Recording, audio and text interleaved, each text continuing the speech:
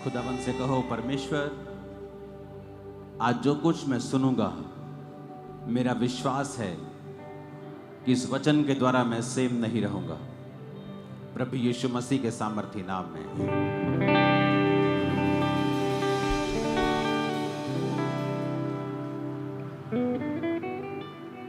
Thursday में यहां पे मौजूद था और जब मैं वर्शिप कर रहा था और परमेश्वर की आराधना कर रहा था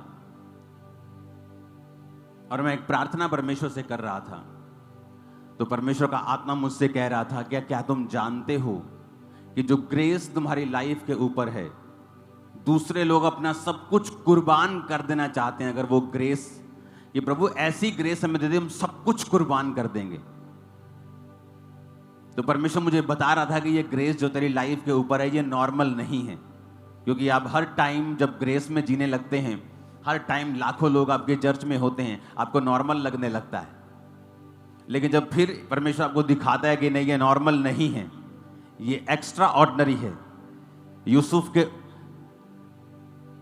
मेरा नाम अंकुर यूसुफ नरुला शुरू से नहीं था, योसेफ नाम मुझे परमेश्वर ने दिया और मैंने ये इब्रानी भाषा से नाम जोड़ा था, जोसेफ नहीं जोड़ा, योसेफ जोड़ा, क्योंकि ये वही यूसुफ था, ये वही योसेफ था जिसके ऊपर रंग बिरंगा अंग रखा था।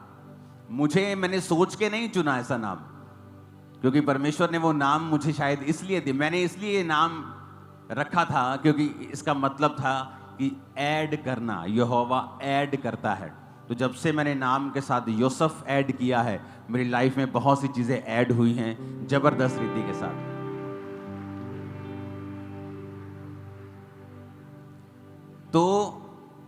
तो परमेश्वर मुझे बता रहा था कि ये ग्रेस जो तू तेरे पास, तेरे ऊपर है ना, लोग सब कुछ कुर्बान कर देना चाहते हैं इस ग्रेस को हासिल करने के लिए। और मैं प्रभु का थैंक्स कर रहा था कि तू जो कर रहा है ये महान है। ये तो 100 सालों से कोई मेहनत करे तब भी नहीं हो सकता, तेरी ग्रेस के द्वारा ये हो सकता है। आप जानते हैं, जब मैं परमेश्वर में आया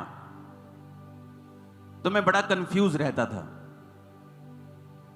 रीजन ये था कि कोई वचन प्रचार करने वाला ऐसी कलीसिया नहीं थी जहां मैं जाऊं और वचन का डीप मैं प्रचार सुन सकूं। तो मैं इंटरनेट से प्रचार बहुत सुनता था, इंटरनेट से अच्छे अच्छे लोगों का प्रचार सुनता था। तो कई बार जो बहुत अनॉइंटेड लोग होते थे वो कोई प्रचार करते थे, और एक दूसरा व्यक्ति जो इतना मसे वाला नहीं था वो भी प्रचार करता था, दोनों का प्रचार आपस में मिलता नहीं था। तो मैं बड़ा कंफ्यूज रहता था कि इनका प्रचार आपस में मिलता क्यों नहीं है, मैं किसकी बात सुनूं, मैं इसकी बात सुनूं कि इसकी बात सुनूं, ऐसा क्यों है? एक ही आत्मा है तो प्रचार अलग अलग क्यों है? तो आप जानते हैं, कई बार आप प्रभु से जब सवाल करते हैं तो एकदम से जवाब परमेश्वर आपको नहीं देता है। आप प्रभु से कोई सवाल करते हैं कि परमेश्वर ऐसा क्यों है, वो सवाल ऐसा नहीं होता कि आप विश्वास से बहक रहे हैं या आप पीछे हटने वाले, ऐसा नहीं। जस्ट आप अपने पिता से एक क्वेश्चन पूछ रहे हैं कि परमेश्वर ऐसा क्यों है। तो मैं जब सवाल पूछता था तो उसके बाद जवाब नहीं आता था तो मैं भूल जाता था अपना काम कुम करने, अपनी प्रार्थना करनी, अपने काम करने। तो लेकिन प्रभु सुन के ऐसा नहीं कि भूल गया, वो जवाब देता है, लेकिन अपनी रीति के साथ, अपनी टाइमिंग के साथ और अपने हिसाब से आपको जवाब देता है। परमेश्वर ने मुझे जवाब दिया और उस जवाब से मेरी सारी कंफ्यूजन जो थी वो खत्म हो गई। उत्पत्ति 1 उसकी 16 आयत में लिखा है, तब परमेश्वर ने 2 बड़ी ज्योतियां बनाई, उनमें से बड़ी ज्योति को दिन पर प्रभुता करने के लिए और छोटी ज्योति को रात पर प्रभुता करने के लिए बनाया और तारागण को बनाया।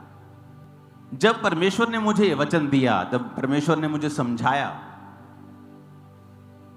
जब मैंने ये वचन सुना तो प्रभु की आत्मा ने फिर मुझे समझाया कि परमेश्वर ने भी जब ज्योतियां बनाई तो 2 तरह की बनाई, एक बड़ी ज्योति बनाई और एक छोटी ज्योति बनाई।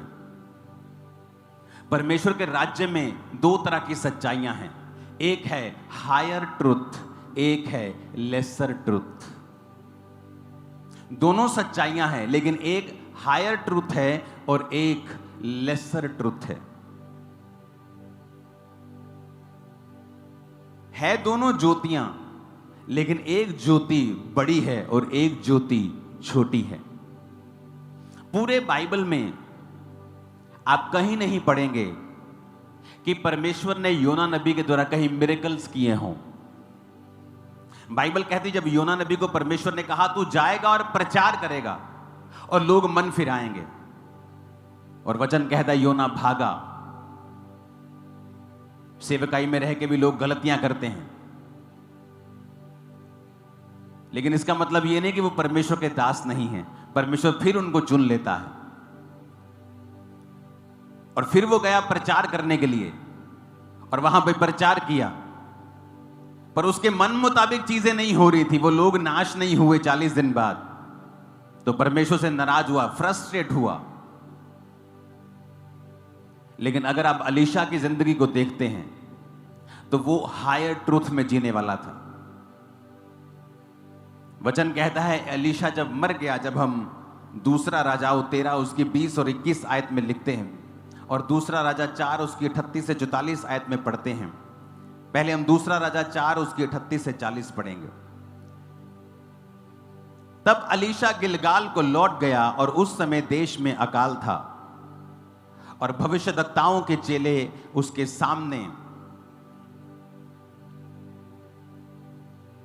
बैठे हुए थे और उसने अपने सेवक से कहा हंडा चढ़ाकर भविष्यद्वक्ताओं के चेले के लिए कुछ पका।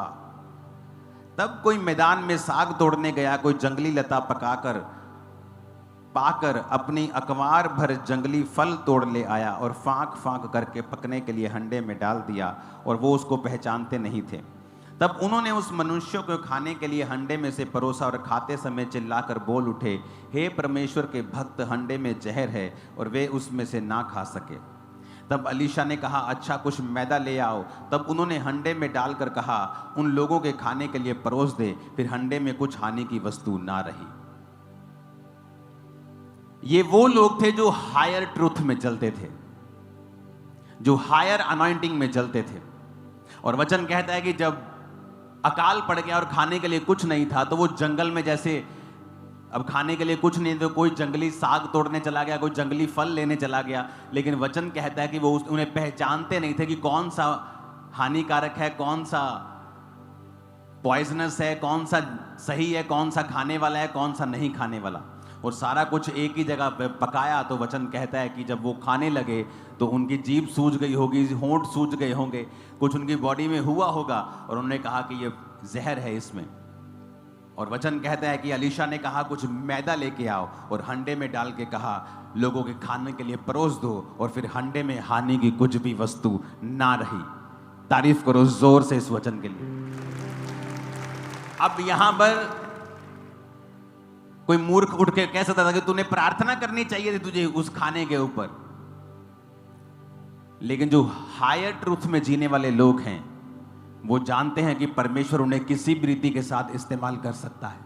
आपको क्या लगता है कि अलीशा को जब उसने मैदा लाने के लिए कहा तो क्या उसने शरीर से यह बात बोली कि आत्मा से बोली? अगर उसने शरीर से बोली होती तो वो खाना कभी भी जहर से मुक्त नहीं होता। लेकिन वचन कहता है कि पवित्र आत्मा ने उसकी अगुवाई की और पवित्र आत्मा ने कहा, और जो कुछ आत्मा ने कहा वो उसने किया। ये ऐसे लोग हैं जो हायर ट्रूथ में जीते थे, अलीशा के जैसे, पतरस के जैसे, पौलुस के जैसे, मूसा के जैसे। लेकिन उसी बाइबल में लेसर ट्रूथ वाले लोग भी थे जिनको हम माइनर प्रॉफिट्स बोलते हैं, जिनकी लाइफ से कुछ बहुत बड़े मिरेकल्स नहीं हुए। हाँ, लोगों ने उनके द्वारा तौबा की है, लोगों ने अपना मन फिराया है, लोगों ने उन्हें परमेश्वर का दास समझा है। लेकिन जो हायर ट्रूथ वाले लोग थे, अलीशा के जैसे, मूसा के जैसे, पतरस के जैसे, पौलुस के जैसे, उन्होंने जो कार्य किए हैं वो दूसरे लोग वैसा काम नहीं कर पाए। शायद वो पवित्र आत्मा के लिए ओपन थे, शायद उनका संबंध जो था परमेश्वर के साथ गहरा था। आपने यशाया नबी को देखा होगा कि यशाया नबी जाता है और बोलता है कि अंजीर की टिकिया लेके अपने कैंसर के फोड़े पे बांध तो वो ठीक हो जाएगा। लेकिन आपने दूसरे जो माइनर प्रॉफिट्स थे, आपने उन्हें प्रचार करते, भविष्यवाणी करते सुना होगा, लेकिन ऐसा कोई भी मिरेकल्स उनकी लाइफ के दौरान नहीं हुआ। आपको यह बात समझ आनी चाहिए कि आप और मैं, हम हायर ट्रूथ वाली कलीसिया हैं, और ऐसे ही रहेगा और आगे हम बढ़ते जाएंगे यीशु मसीह के नाम में, क्योंकि हम पवित्र आत्मा के कामों को रोकने वाले नहीं हैं। हम वो लोग हैं जो समर्पित करके अपने आप को चलेंगे। हम जानते हैं परमेश्वर किसी भी रीति के साथ, उसका आत्मा किसी भी रीति से किसी भी चीज को भी इस्तेमाल कर सकता है और कार्य कर सकता है। हालेलुया। आप जानते हैं क्यों लोग जो पवित्र आत्मा के चलाए चलते हैं और एक ही लीक या एक ही टोटका बांध के नहीं चलते, वो हमेशा ज्यादा लोगों को बचाते हैं। मैंने ऐसे पास्टर्स की टेस्टिमनी सुनी है जिनकी चर्चेस लाखों में हैं, कुछ हजार नहीं, लाखों में। और क्या करते थे वो? मान लीजिए वो ऐसे व्यक्ति के पास बैठे हैं जो सिगरेट पी रहा है। अब जो लेसर ट्रूथ में जीने वाले लोग हैं, कम मसे में जीने वाले लोग हैं, वो झट जजमेंटल हो जाएंगे। और यार सिगरेट पीना पाप है, तुझे सिगरेट नहीं पीनी चाहिए, मैं तुझे प्रभु का वचन बताता हूं। लेकिन जो हायर ट्रूथ में और पवित्र आत्मा से भरे हुए लोग हैं, वो कभी भी उस सिगरेट से शुरू नहीं करेंगे। पवित्र आत्मा उनको बताता है, नहीं, इसकी अभी निंदा मत कर, इसको डांट मत, इसके साथ बातचीत शुरू कर। और बातचीत करते करते कब आप सिगरेट की निंदा करके कब उसे पाप से छुड़ा लेंगे और परमेश्वर में ले आएंगे, उसको मालूम भी नहीं चलेगा।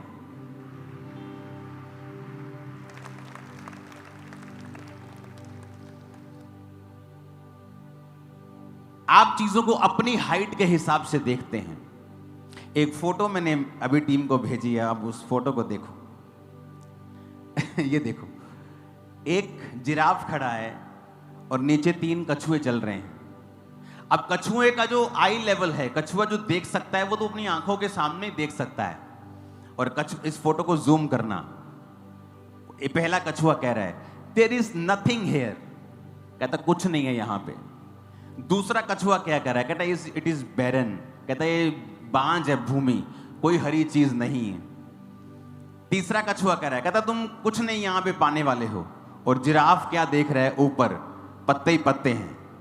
कहता है जब तुम एक जिराफ हो और कछुए लोग तुम्हें क्रिटिसाइज करें तो उनका गुस्सा कभी नहीं करना चाहिए, क्योंकि वो अपने लेवल के हिसाब से देख रहे हैं, तुम्हारे लेवल के हिसाब से नहीं। हालेलुया।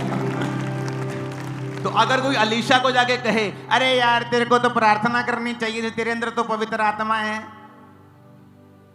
तो अलीशा को भी परमेश्वर का आत्मा ही वो कह रहा है।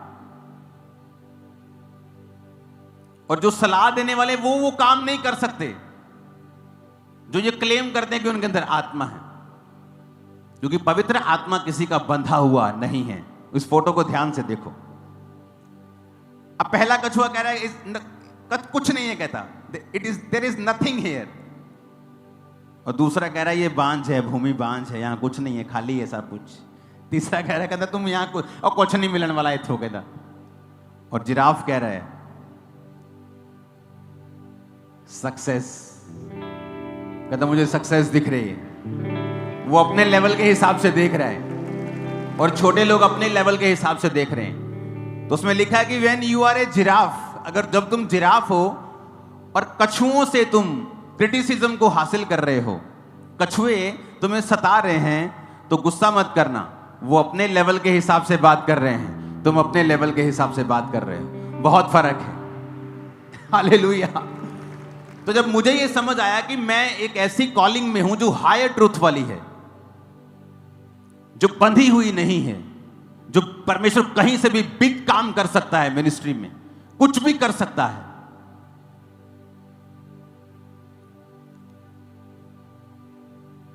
तो रिजल्ट आने स्टार्ट हुए और ऐसे रिजल्ट आए जो हमें भी शॉक कर देते हैं, कई बार हमें भी सरप्राइज कर देते हैं कई बार। और जब आप हायर ट्रूथ में रहते हैं, अपने आप को ओपन रखते हैं पवित्र आत्मा के लिए, तो एक और चीज आपके साथ होती है। रोमियो 8 उसकी 11 आयत में लिखा है, यदि उसका आत्मा जिसने यीशु को मरे हुए में से जिलाया तुम में बसा हुआ है, तो जिसने मसीह को मरे हुओं में से जिलाया। फिर से अब 1 2 3 मैं करूंगा और आप मेरे साथ ये वचन को पढ़ेंगे। बोलो यदि 1 2 3 करूंगा, फिर पढ़ना 1 2 3।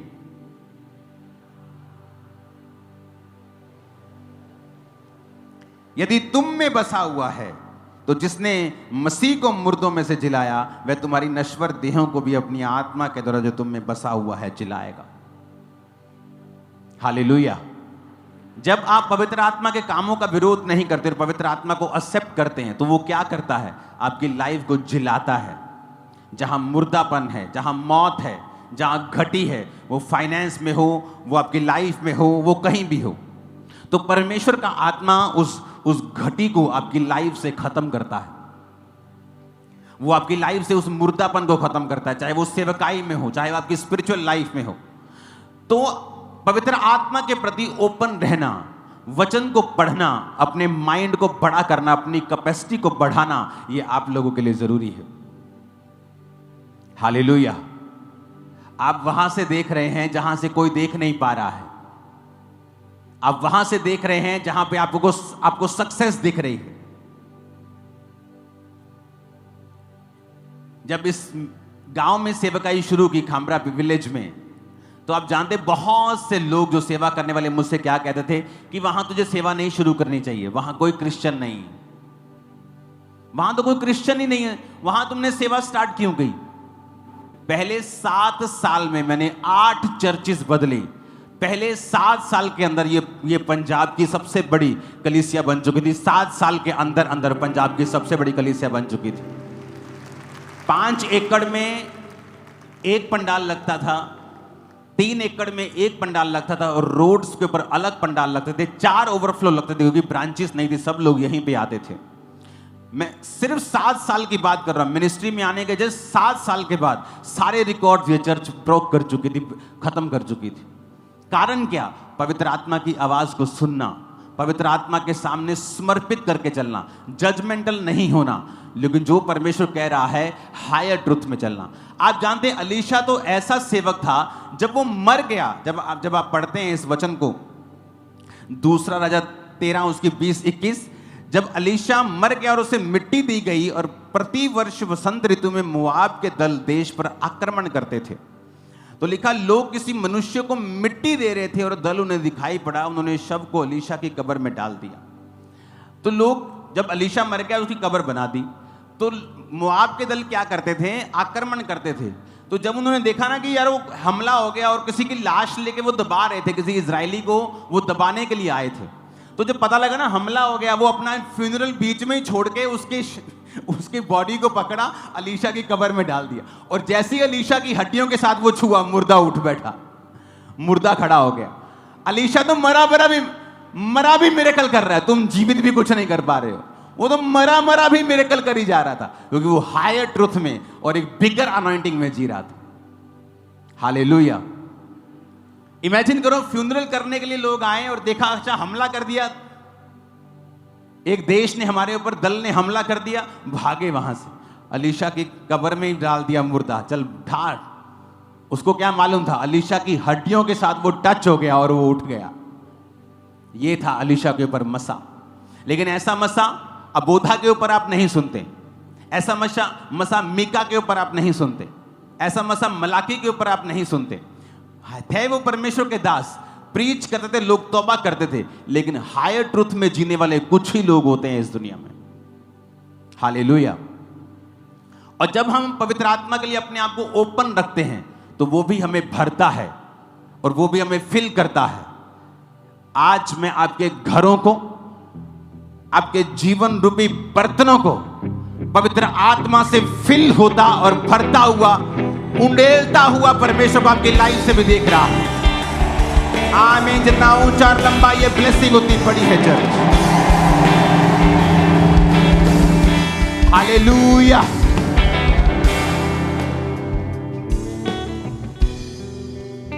तो इस तरह से परमेश्वर ने मुझे इस्तेमाल करना शुरू किया, क्योंकि पवित्र आत्मा को, उसकी आवाज को मैंने ध्यान से सुना, उसे कभी रेजिस्ट नहीं किया,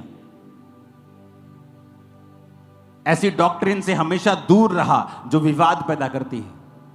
अपने काम पर ध्यान दिया, अपनी प्रेयर लाइफ पे ध्यान दिया। मैं क्या कर रहा हूं, मुझे अपने पे ध्यान होना चाहिए। मुझे परमेश्वर कहां लेके जाना चाहता है, मुझे आगे क्या करना है, हमें अपने पे ध्यान देना चाहिए। तो हमेशा ये बात, ये फोटो आज से हमेशा याद रखना। कुछ देर के लिए इसे अपने इसे अपने वॉलपेपर पे लगा लो फोन के, कि जो कछुए हैं वो भी गलत नहीं कह रहे हैं। कहते यहां कुछ नहीं है, ये बांझ है, यहां हमें कुछ मिलने वाला नहीं है। पर जिराफ क्या कह रहा है? कहता हरा ही हरा दिख रहा है मेरे को। तो आपके कई बार रिश्तेदारों पर भी ये चीजें लागू होती हैं। आप जब आत्मा में बढ़ जाते हैं, आपको दिखता है कि परमेश्वर मुझे क्या देने जा रहा है। लेकिन जो आत्मा में कई बार नहीं होते, थोड़े होते हैं, है वो कछुए जीवित प्राणी हैं, परमेश्वर नहीं बनाए हैं, लेकिन वो नहीं देख पा रहे जो जिराफ देख पा रहा है। कई बार आपके रिश्तेदार नहीं देख पाते, आपको सलाहें देने शुरू कर देते हैं परमेश्वर के बारे में, चर्चिस के बारे में, क्रिश्चियनिटी के बारे में, क्योंकि वो वहां से रिपोर्ट कर रहे हैं जहां तक वो देख पा रहे हैं।